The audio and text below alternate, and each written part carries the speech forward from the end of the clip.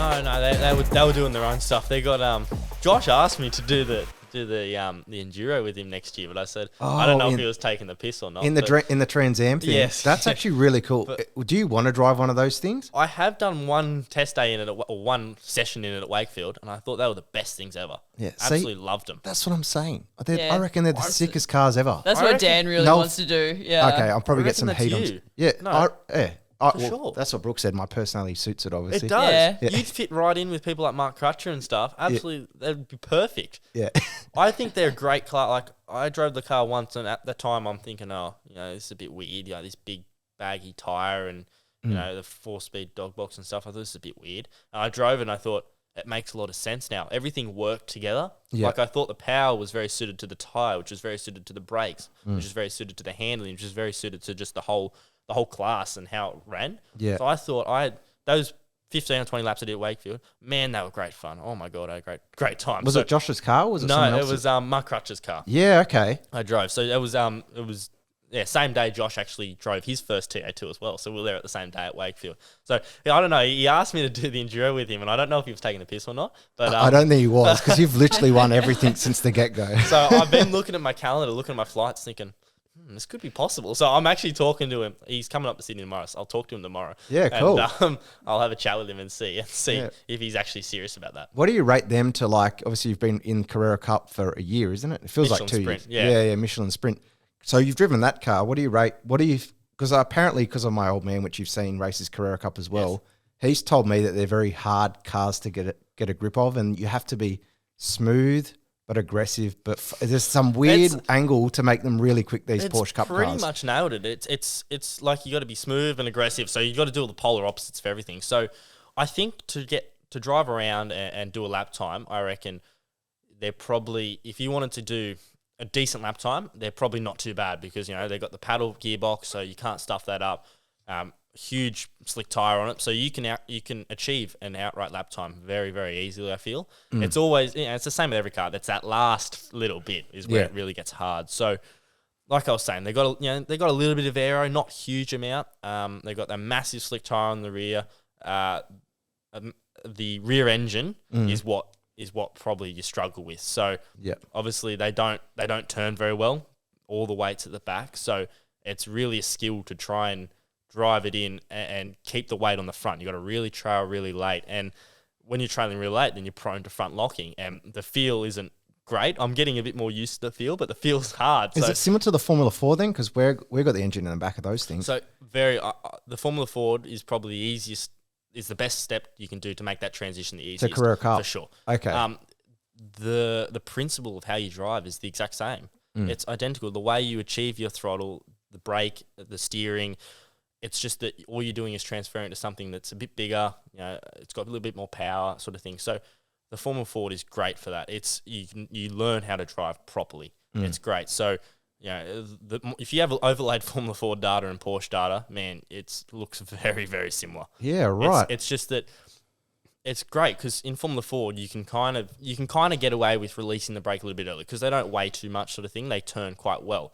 So it's when you get to Porsche and you've got something that weighs 1,200 kilos is when you really start to notice you've got the weight transfer. So it's literally kind of like a big Formula 4 sort of thing. It doesn't move around as much being to the slick tyre, but like I said, the brake and the throttle trace and the steering, how you attack a corner is very, very similar. So I think it's a great class, and it's the same for supercars. It's the exact same thing. It's a great class to progress yourself and learn driver. Yeah, when you won we'll go back to obviously winning the Formula 4, all the shit that I wrote in that intro.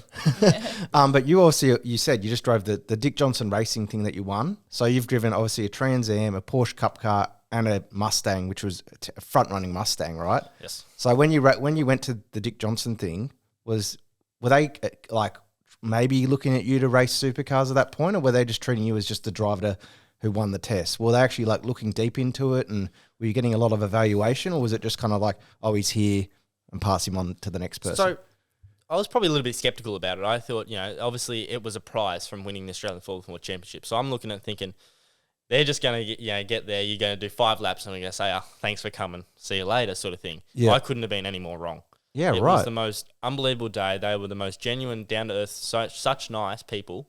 I had a great time. So I was there. It was the day that the Johnsons also, they're three Mustangs. Yeah. So Dick, Steve, and Jet were all fanging around as well. So it was an awesome day like that. But I got the amount of laps I got. So I was there with myself and Kai Allen and Jet Johnson were the three that we drove the car. We took turns. So we did 10 laps at a time or something around Queensland Raceway. So it was like an evaluation for three of you. It was a little bit like that. So it was great. So they had all the supercar drivers because it was supposed to be an actual supercar test day. Okay. And it rained at the start of the day, so they called it off. So all the supercar drivers were there. So all four of them were there.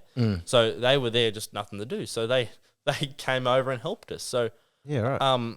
Whose advice did you get from the most though? Did Anton and Will were they there on hand? Or? Yeah, they were. Alex was the one. Yeah, okay. Alex is the one that really spent. Alex Davison was the one. Yeah, okay, he was the cool. one that probably spent the most time there helping us out. So he was awesome. So they were so good. We would go out and do a few laps. We'd come in, we'd look at the data, and then we'd go back out and do a few more, and then we'd come in, and the next driver would go in, sort of thing. So we kind of took turns like that. So it was great. We come in, they have the live telemetry going, so they get to see it while they're going. So they were able to kind of tell us things on the fly. Oh, when you were out there, they actually had the telemetry for that test day. They did. Wow, so that's really cool. They were kind of like, you can brake just a little bit deeper here. And they didn't tell you much while you're out there. We mainly did it when we came back. But if they saw anything obvious that they could fix quite quickly, they told us while we were out there. So we did that because it's obviously really good because they can overlay it with a lap and they can see exactly what's going on. So it's great for that. But every time we'd come in, you'd sit down, you'd go through the data, you could work out what you could do better and what you've done good, sort of thing. So it was great. And to top it off, we did that day. We were then invited back to the ride day the next day. Shelby Power had their ride day, so we were invited back. And I went in passenger with Alex while he did some laps, and he got to show me what he was trying to talk about. And when I actually got to see it from him, I thought, oh wow, it's made so much more sense now. And I thought, if I had my time again, you'd go quicker as you would do. So it was great. And then they said, where's your dad? So I was just over here, and they said, all right, you're driving, dad in the passenger seat. No way. So in a Dick Johnson racing car, you got to take your own dad around the track. So that would have been epic. He's grown up watching supercars since the dawn of time. Yeah. So he's watched before electricity was invented. Correct. Your words. Correct. So everything was black and white. The cars are black and white back then. So he's watched that 17 Shell Mustang since, like I said, the dawn of time. So for him to go in that Mustang with me driving it, it was pretty cool. Yeah. So I got to take him for a couple of laps, hot laps around Queensland Raceway in the number 17 Shelby Power Mustang. So wow, that's awesome. It was so special, and I thought these guys, they weren't just here's your laps, piss off. They were actually inviting, and they said come back for the next day, and I got to take dad for hot laps. So I had a great experience, absolutely awesome. I met all the supercar, Anton, Will, and Alex, and Tony. I got to meet them, and they were, they still provide me help to this day. Like